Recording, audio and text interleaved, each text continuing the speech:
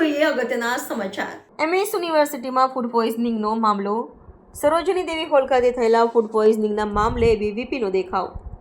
એબીવીપીના કાર્યકરોએ યુનિવર્સિટીના વીસીનો કર્યો ઘેરાવ। એબીવીપીના કાર્યકરોએ યુનિવર્સિટીમાં થયેલી ઘટનાને લઈને કર્યા ગંભીર આક્ષેપો। મેસમાં વાસી ખોરાક આપ્યાના કર્યા આક્ષેપો। સુરતના એક કોન્ટ્રાક્ટરને 4 જેટલી મેસનો આપ્યો છે કોન્ટ્રાક્ટ।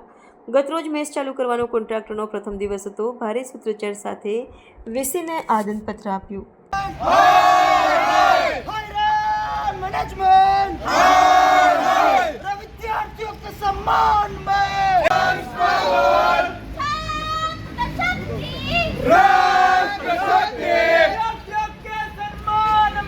ગઈકાલ રાત્રે યુનિવર્સિટી ફૂડ સેફ્ટી ડિપાર્ટમેન્ટની જે મિસમેનેજમેન્ટ છે જે ઘણી બધી વિદ્યાર્થી બહેનોને શ્વાસ સાથે ચેડા કર્યા છે એ વિષયને લઈને આજે અખિલ ભારતીય વિદ્યાર્થી પરિષદ દ્વારા હેડ ઓફિસ પર ઉગ્ર આંદોલન કરવામાં આવ્યું છે। વાઇસ ચાન્સેલર સર રજિસ્ટરને રજૂઆત કરવાની અંદર આવી છે કે યુનિવર્સિટી જે બી કોન્ટ્રાક્ટર છે કોન્ટ્રાક્ટર પર લીગલ એક્શન લે।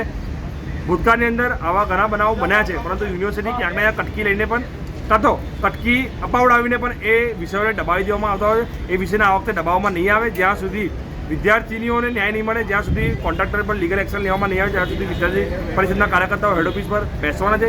વાઇસ ચાન્સેલર સરે 2:30 વાગ્યાનો સમય આપ્યો છે। 2:30 વાગ્યા પછી જો લીગલ એક્શન લેવામાં નહીં આવે તો આવનારા સમયમાં વિદ્યાર્થી પરિષદ ઉગ્ર આંદોલન પણ કરશે। આજે વાત કરું તો 9 જુલાઈ એબીપી સ્થાપના દિવસ છે। 78 યર્સ અખિલ ભારતીય વિદ્યાર્થી પરિષદને થયા છે। આજે ઉજવણીને સાઇડ પર મૂકી વિદ્યાર્થી પરિષદે વિદ્યાર્થીઓને ન્યાય આપવા માટેનું કામ કર્યું છે। એટલે જ કદાચ કહી શકીએ છીએ કે આખા વર્લ્ડનું સૌથી લાર્જેસ્ટ સ્ટુડન્ટ યુનિયન એટલે અખિલ ભારતીય વિદ્યાર્થી પરિષદ વિદ્યાર્થીઓ માટે હર હંમેશ લડતું હોય છે, આગળ પણ લડતું રહેશે।